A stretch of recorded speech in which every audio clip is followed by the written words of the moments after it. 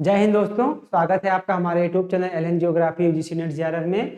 Friends, जैसा कि आप जानते हैं हम लोग पढ़ रहे हैं ओशनोग्राफी, और ओशनोग्राफी में हम लोग ऑलरेडी कई टॉपिक को कवर कर चुके हैं। आज एक बेहद ही इंपॉर्टेंट टॉपिक्स को हम पढ़ने वाले हैं, ठीक है, जहां से क्वेश्चन एग्जाम्स में एक क्वेश्चन हमेशा हर साल पूछा जाता है, और थोड़ा सा ये क्या है, लेंदी बढ़ जाता है बच्चों के लिए।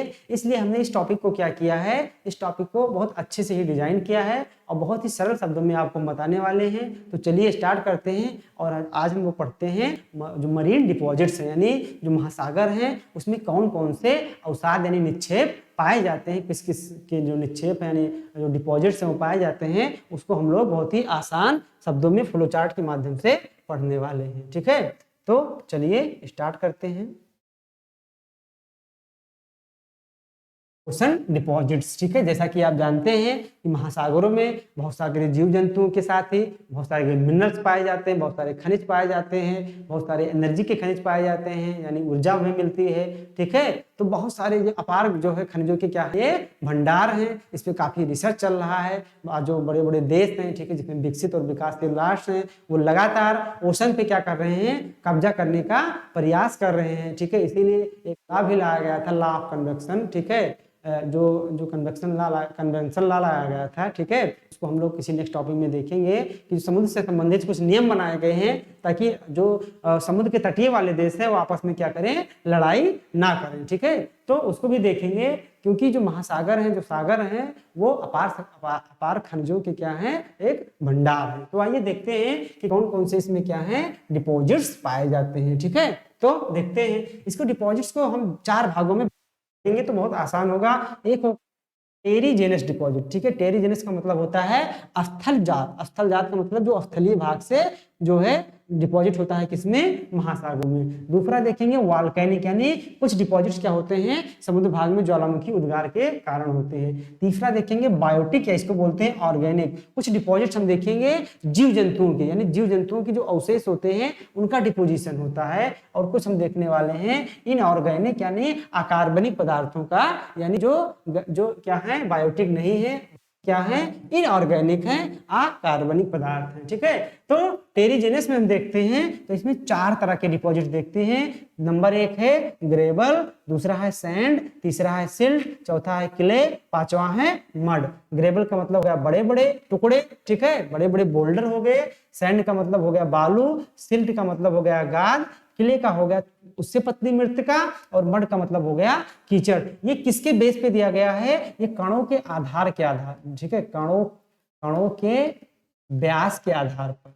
यानी जो आपका ग्रेवल होता है ये कुछ इतना बड़ा बड़ा होगा, सैंड होगा ये कुछ इतना बड़ा होगा, साल्ट होगा ये और छोटा होगा, क्ले होगा छोटा होगा। यानी इसका आपको क्रम याद रखना है, एग्जाम में आपसे क्रम ही पूछता है कि भैया जो ग्रेवल से लेकर मड तक हम चलेंगे तो आपको इसका सीक्वेंस क्या मिलेगा, असेंडिंग ऑर्डर में जो व्यास से कणों का, या डिसेंडिंग ऑर्डर में। तो ये पॉइंट आपको क्या करना है, बस इसको ऐसे ही याद रखना है कि ये आएगा टेरिजेनस में, यानी स्थल जात निक्षेप में। और इसमें किसकी मात्रा रहती है, ग्रेवल से लेकर मड तक, नीचे से ऊपर तक जाएंगे तो कणों का व्यास बढ़ेगा, ऊपर से नीचे तक आएंगे तो घटेगा।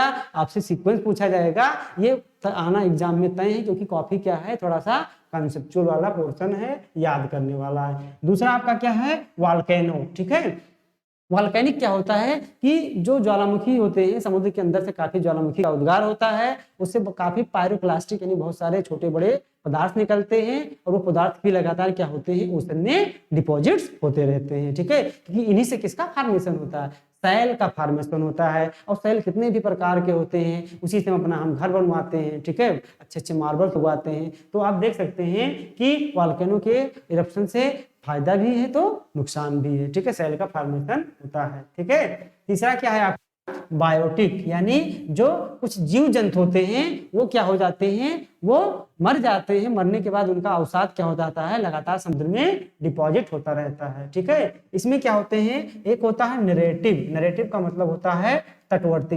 कुछ ऐसे जीव होते हैं जो तटीय भागों में डिपॉजिट हो जाते हैं, और तटवर्ती जीव, ठीक है, या तटवर्ती अवसाद। और कुछ क्या होते हैं जो बहुत ही गहरे सागर, पेलागिक का मतलब होता है अगाध सागर, अगाध का, ठीक है, यानी जो बायोटिक यानी जीव जंतु होते हैं वो दो भागों पर डिपॉजिट होते हैं। एक तो तटवर्ती क्षेत्रों में यानी सागरों के तटीय भागों में डिपॉजिट होते हैं, एक बहुत ही गहरे भागों में डिपॉजिट हो जाते हैं। तो सागर के तटीय भागों में डिपॉजिट कहाँ हैं? हमने पढ़ा था, आपको याद होगा, कॉन्टिनेंटल शेल्फ यानी महाद्वीपीय मंगलतट पढ़ा था। महाद्वीपीय मंगलतट क्या होता है? महाद्वीपों के किनारों का भाग होता है जो सागर में डूबा हुआ होता है। उसी पे क्या हो जाते हैं, कुछ जीव जंतु क्या हो जाते हैं, जब मर जाते हैं तो उनके अस्थि पंजर क्या हो जाते हैं, जाके जमा हो जाते हैं, जो कालांतर में क्या बनते हैं, वही कालांतर में सैल बन जाते हैं। और कुछ क्या बन जाते हैं, उसी में से कुछ आपके जो ईंधन वाले जो जीवाश्म ईंधन में परिवर्तित हो जाते हैं, कोयले में परिवर्तित हो जाते हैं, डीजल में परिवर्तित हो जाते हैं, पेट्रोलियम में परिवर्तित हो जाते हैं। तो तटवर्ती निक्षेप में क्या शामिल करते हैं, जीव जंतुओं के क्या शामिल करते हैं, अवशेषों यानी अस्थि पंजरों को और बहुत सारे अवशेषों को। ये होंगे, ये कॉन्टिनेंटल शेल्फ पे होंगे, ये आप पढ़ चुके हैं। जो पेलागिक होते हैं यानी जो गहरे सागरों में डिपॉजिट होने वाले होते हैं, उनको दो भागों में बांटते हैं। किसके बेस पर? एक होता है जो पेलागिक यानी अगाध भाग में होते हैं, यानी ये जो तटवर्ती भागों में जमा होते हैं, ये थोड़े से क्या होते हैं, बड़े होते हैं, ठीक है। जो जीव जंतुओं के अवशेष होते हैं, जो बहुत सूक्ष्म जीव जंतुओं के अवशेष होते हैं, वो सागरों के गहरे वाले भाग में चले जाते हैं, ठीक है। और वहां पर उसका क्या हो जाता है, काफी अपक्षय होता रहता है, रासायनिक अपक्षय होता है वहां पर बहुत सारा। और रासायनिक अपक्षय होने के कारण वो एकदम कीचड़ के नुमा संरचना हो जाती है उनकी, और उस कीचड़ को बोलते हैं ऊज। क्या बोलते हैं? ऊज। इसी ऊज को क्या होते हैं, सागरों के तली में लगातार क्या होते जाते हैं, जमा होते रहते हैं। तो इस ऊज को हम जो जीव जंतु होते हैं उनके आधार पर दो भागों में बांटते हैं। एक होता है कैलकेरियस ऊज। क्या होता है? कैलकेरियस ऊज, यानी जिन जीव जंतुओं में कैल्शियम की मात्रा ज्यादा होती है, क्या होती है, कैल्शियम की मात्रा ज्यादा होती है, उसको बोलते हैं कैलकेरियस ऊज। और जिन जीव जंतुओं में सिलिका की मात्रा ज्यादा होती है, उनको बोलते हैं सिलिकेशियस ऊज। क्या बोलते हैं? सिलिकेशियस ऊज, यानी इसमें क्या होती है, सिलिका की मात्रा ज्यादा होती है। इसको ऐसे बोल सकते हैं कि कुछ जीव जंतु होते हैं जो कैल्शियम युक्त होते हैं, कुछ जीव जंतु होते हैं जो सिलिका युक्त होते हैं। अब आपको यूजीसी यही नहीं छोड़ेगा, यूजीसी इसके अंदर भी पूछेगा, ठीक है। वो पूछेगा अच्छा चलिए हमें बता दीजिए कुछ ऐसे ऊज के नाम जो कैल्शियम युक्त है। तो दो यूज मेनली आपको याद हैं, एक टेरोपाड और एक ग्लोबिजोरिना, ठीक है। यानी ग्लोबिजोरिना और एक क्या है, टेरोपाड। ये ग्लोबिजोरिना और टेरोपाड क्या है, ये कैल्शियम युक्त क्या है, जीव जंतुओं के अवशेष है, ठीक है। और दूसरा क्या है आपका सिलिका युक्त जीव जंतुओं के अवशेष। तो इसमें कौन कौन से जीव जंतु आते हैं, एक आता है रेडियोलारियन ऊज और एक है आपका डाइटम ऊज। ये एग्जाम में कम से कम 20 बार पूछा जा चुका है। आपको एग्जाम में 4 ऑप्शन दे दिया जाएगा और पूछा जाएगा कि कौन सा इसमें कैलकेरियस यानी जो है कैल्शियम युक्त है, ठीक है। और क्या है दूसरा आपका, कौन सा आपका सिलिका युक्त है, क्या है, सिलिका युक्त है, ठीक है। तो ये दोनों आप है याद रखना है कि इसको कभी कभी चूना प्रधान भी बोलते हैं। कैल्शियम को क्या बोलते हैं, चूना प्रधान, क्योंकि चूना में क्या, कैल्शियम में क्या ज्यादा, चूने में क्या किसकी मात्रा ज्यादा पाई जाती है, कैल्शियम की। तो कैलकेरियस ऊज को मतलब कैल्शियम युक्त या चूना प्रधान ऊज भी बोलते हैं, और सिलिका को सिलिकेशियस ही बोलते हैं, इसका दूसरा नाम नहीं है। तो आपको याद रखना है कि कौन सा चूना प्रधान है और कौन सा सिलिका प्रधान है। तो चूना प्रधान आपका भैया 2 है, ये टेरोपाड, एक ग्लोबिजोरिना। आपका सिलिका प्रधान 2 है, एक रेडियोलारियन और एक डाइटम। यहां तक आपसे यूजीसी क्वेश्चन पूछेगा और जो यहां तक याद रखेगा वो आसानी से इसको कर ले जाएगा, ठीक है। तो ये पॉइंट्स आपको क्या करना है, याद रखना है, ठीक है। अब इसमें आगे भी पूछेगा आपसे यूजीसी पूछेगा कि भैया हमें ये बता दीजिए कि जो चूना प्रधान ऊज हैं वो सबसे ज्यादा किस महासागर में पाए जाते हैं, या जो सिलिका प्रधान ऊज हैं वो सबसे ज्यादा किस महासागर में पाए जाते हैं। तो चूना प्रधान जो ऊज हैं सबसे ज्यादा पाए जाते हैं अटलांटिक महासागर में। इतनी गहराई तक जब आप याद रखेंगे तब आपका जीआरएफ होने वाला है और अच्छे अंकों के साथ होने वाला है। आपसे पूछेगा कि सिलिका प्रधान ऊज किस महासागर में ज्यादा पाए जाते हैं, तो किस महासागर में, प्रशांत महासागर में इसकी मात्रा ज्यादा पाई जाती है। अब सिलिका में दोनों आता है, रेडियोलारियन, डाइटम। अब आपसे एग्जाम में ऐसे पूछ लिया कि भैया हमें ये बताइए कि रेडियोलारियन की मात्रा 4 महासागरों में किसमें ज्यादा पाई जाती है। अब कहा आप लोग कहोगे सर ने तो बताया ही नहीं, जब मैं ऑलरेडी आपको बता चुका हूं कि सिलिका प्रधान ऊज कहां पर ज्यादा पाए जाते हैं, प्रशांत महासागर में। तो रेडियोलारियन एक प्रकार का सिलिका प्रधान ऊज ही तो है। तो आपको लगाना है तुरंत कहां पर कि रेडियोलारियन ज्यादा कहां पर पाया जाएगा, प्रशांत महासागर में पाया जाएगा। ये यूजीसी क्या करेगा, ऐसे क्वेश्चन को थोड़ा सा ट्विस्ट करेगा। तो ट्विस्ट करने पर आपको घूमना नहीं है, इसीलिए इसी बेस पर, इसी जो जो ट्विस्ट कराता है, इसी बेस पर हम आपके लिए कम से कम 2000 एमसीक्यू लाने वाले हैं। 25 तारीख के बाद से यहीं पर आपको एमसीक्यू सॉल्व कराया जाएगा। ठीक है, आगे देख लेते हैं इनऑर्गेनिक मैटर में कौन कौन सा आएगा, कि कुछ अकार्बनिक जीव जंतुओं के जो अवशेष होते हैं वो भी रहते हैं, या अकार्बनिक पदार्थ भी पाए जाते हैं। ठीक है, जिसमें क्या है, रेड किले। रेड किले का मतलब होता है लाल मृतिका, या इसको हिंदी में चीका मृतिका भी बोलते हैं। ठीक है, तो इनऑर्गेनिक मैटर में पहला पाया जाता है लाल मृतिका, दूसरा है डोलोमाइट, खड़िया मिट्टी टाइप के जो होते हैं, आयरन, सिलिका या सोना चांदी, जो भी चीज इनऑर्गेनिक मैटर में आते हैं, ठीक है, वो सब क्या होते हैं, महासागरों में पाए जाते हैं। एक पॉइंट्स आपको ये यहाँ पर ये याद रखना है, ये एग्जाम पॉइंट आपसे व्यू से बहुत इंपॉर्टेंट है, कि जितने भी प्रकार के आपको यहाँ पर औषध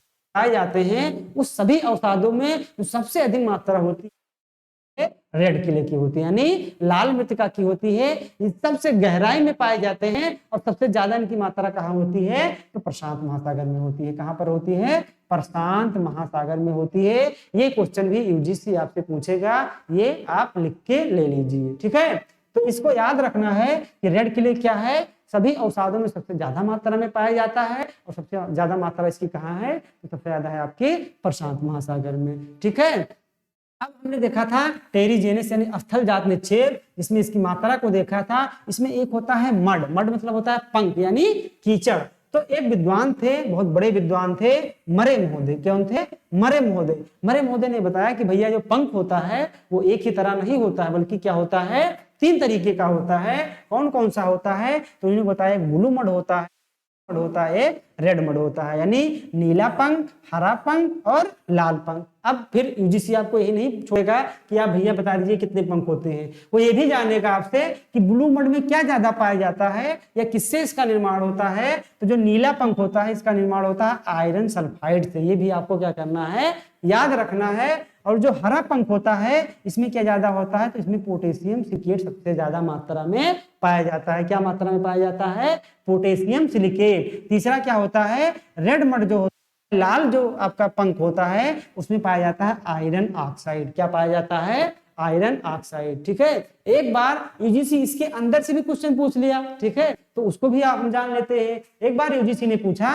कि जो ग्रीन मड होता है, ठीक है, ये जो ग्रीन मड होता है इसका निर्माण कैसे होता है। ठीक है, तो इसका निर्माण जानते हो कैसे होता है, इसका निर्माण होता है जो आपका नीला पंख होता है, यानी जो ब्लू पंख होता है, नीला पंख में जब रासायनिक अपक्षय होता है, केमिकल बेदरिंग होती है, यानी जो आयरन सल्फाइड है इसमें जब केमिकल बेदरिंग होती है तो ये कन्वर्ट हो जाता है पोटेशियम सिलिकेट में, यानी हरे पंख का निर्माण होता है आपका किससे, ब्लू पंख से। किससे, ब्लू पंख में रासायनिक अपक्षय से। इतना पॉइंट्स आपको ओशन के डिपॉजिट्स में याद रखना है। यदि आप ये एग्जाम में याद रखते हैं तो ना आपको यहाँ पर सिलिकेशियस में फंसा पाएगा एग्जामिनर, ना आपको कैलकेरियस में पाएगा, ना आपको पंख में फंसा पाएगा, ना आपको मर्रे में फंसा पाएगा। ठीक है, तो कमेंट करके आप लोग जरूर बताइए वीडियो कैसे लगा। ठीक है, इसमें कोई सुधार की सकता हो तो आपका सजेशन स्वागत योग्य है, आप लोग कमेंट करके जरूर बताइए।